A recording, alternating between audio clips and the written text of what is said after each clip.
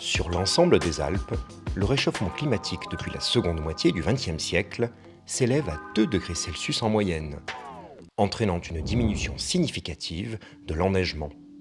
Actuellement, cette tendance se renforce et elle est plus prononcée en moyenne montagne pour les altitudes comprises entre 1500 et 2000 mètres. La hausse, qui devrait encore s'accentuer jusqu'aux années 2030 à 2050, se poursuivra ensuite en fonction des rejets de gaz à effet de serre au niveau global. On a eu des périodes où on avait des semaines où on a en début de saison pas encore de neige et en fin de saison déjà plus de neige. Il neige et le lendemain il se met à pleuvoir avec des changements comme ça de température. Première saison difficile, nous c'est notre première saison en tant qu'exploitant. La neige n'a pas été au rendez-vous tout de suite, donc il a fallu s'adapter. Les clients étaient là, ils voulaient faire du ski et on les a fait descendre en télécabine. Ce réchauffement climatique pose quand même énormément de problèmes parce que pour l'instant on a une durée d'enneigement et une épaisseur d'enneigement qui diminue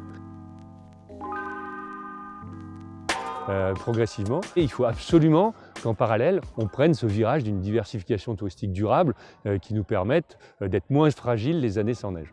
L'hiver, c'est devenu très compliqué. Le printemps, encore plus. Parce que le printemps, finalement, on est passé sur des périodes souvent climatiques très très changeantes. Beaucoup de pluie, beaucoup de neige à des périodes, y compris mois de mai, etc., voire jusqu'au mi-juin.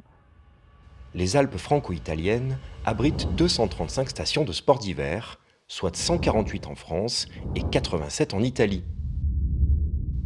En France, 77,5% de la fréquentation touristique des Alpes est concentrée sur la période hivernale. Et 10 à 12% de l'emploi dans les Alpes dépend du tourisme.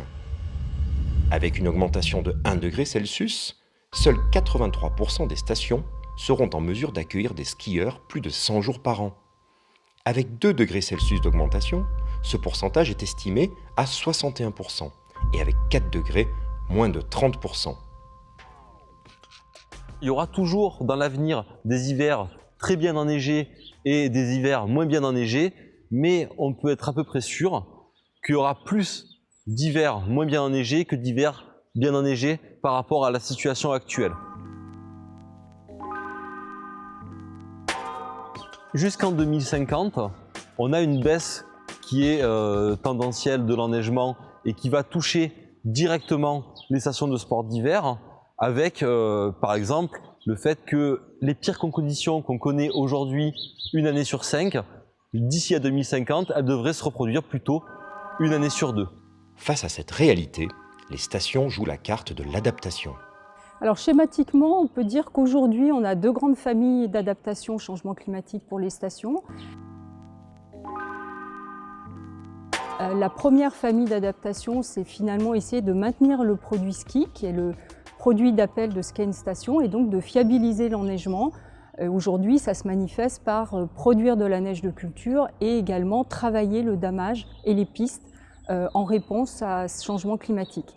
Et puis la deuxième famille d'adaptation, c'est d'essayer de moins dépendre du ski et des produits neige, et donc d'aller vers une diversification à la fois de l'offre touristique, voire de l'économie plus générale de la station et de son territoire d'implantation. La neige de culture, principale voie d'adaptation pour les domaines skiables, soulève de nombreuses questions. Concernant la ressource en eau, 1 mètre cube d'eau produit 2 mètres cubes de neige. Et il faut 3000 mètres cubes d'eau pour sécuriser 1 hectare de piste. L'impact écologique sur la faune et la flore, tout comme la demande énergétique, sont aussi des facteurs à prendre en compte. De plus, la neige de culture ne peut être produite au-dessus d'une certaine température. Enfin, le coût de l'enneigement artificiel accentue la sélection entre les stations qui pourront le supporter et les plus petites. Alors, pour optimiser la neige de culture, les chercheurs ont mis au point un outil d'aide à la décision baptisé ProSnow.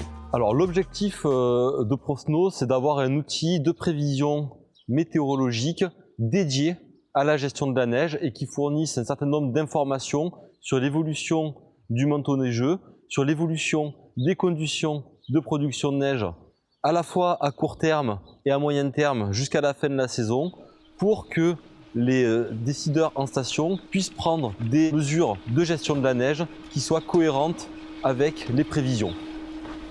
Pour voir ProSnow à l'œuvre, direction Les Saisies, station savoyarde située à 1600 mètres d'altitude, l'une des 9 stations pilotes qui expérimentent ce système.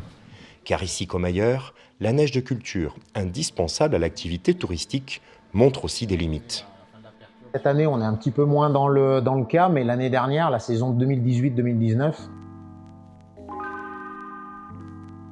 s'il n'y avait pas eu d'enneigeurs, il n'y aurait pas eu du tout la même saison, et notamment le début de saison avait été assez pauvre en chute de neige naturelle.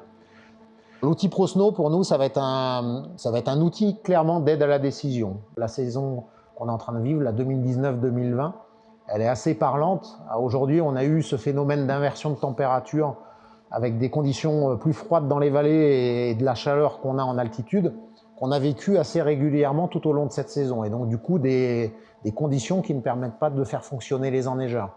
Donc ça, c'est des phénomènes sur lesquels on doit travailler. Et pour ça, on se doit de mettre en place des outils qui nous permettent de nous aider à avoir des outils d'aide à la décision, de savoir quand est-ce qu'on va avoir les bonnes conditions. Et surtout, quand on va appuyer concrètement sur le bouton, l'idée, c'est de surtout pas perdre la neige qu'on est en train de fabriquer. S'adapter, c'est aussi le maître mot pour les animateurs et les guides accompagnateurs en montagne, hiver comme été. S'il se met à pleuvoir ou si les conditions, s'il y a du vent, des choses comme ça, on va s'adapter en allant plutôt dans la forêt, plutôt que dans des espaces plutôt dégagés où là on sera en plein vent, en pleine pluie. Voilà. Ça va être la première adaptation qu'on va avoir.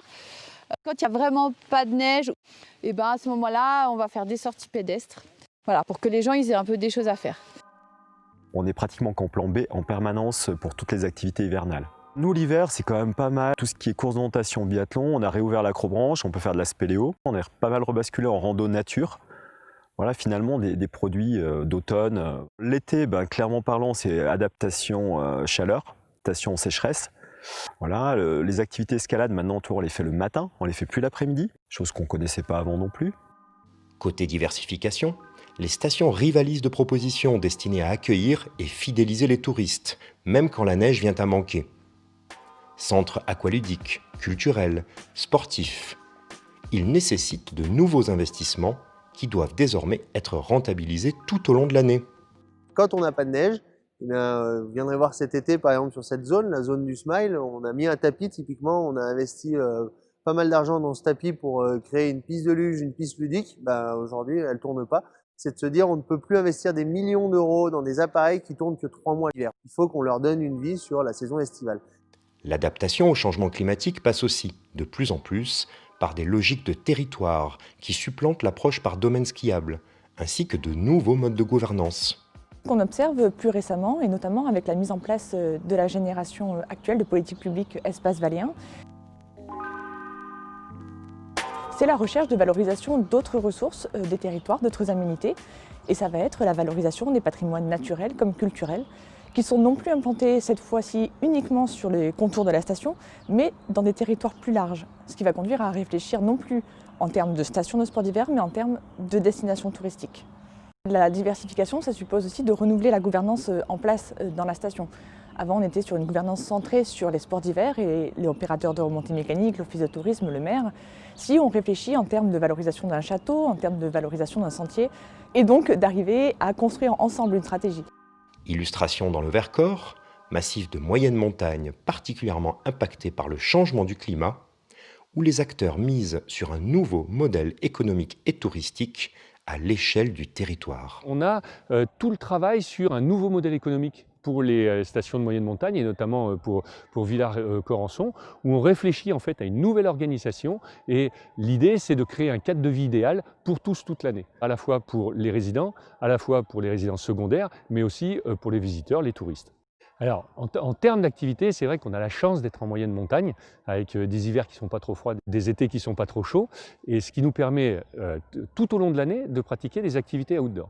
Mais il n'y a pas que les activités outdoor, il y a aussi tout ce côté se faire du bien, le wellness, sport bien-être, et puis aussi bien sûr les activités culturelles, et en fait c'est l'ensemble de cet ambiancement général qui crée cette attractivité.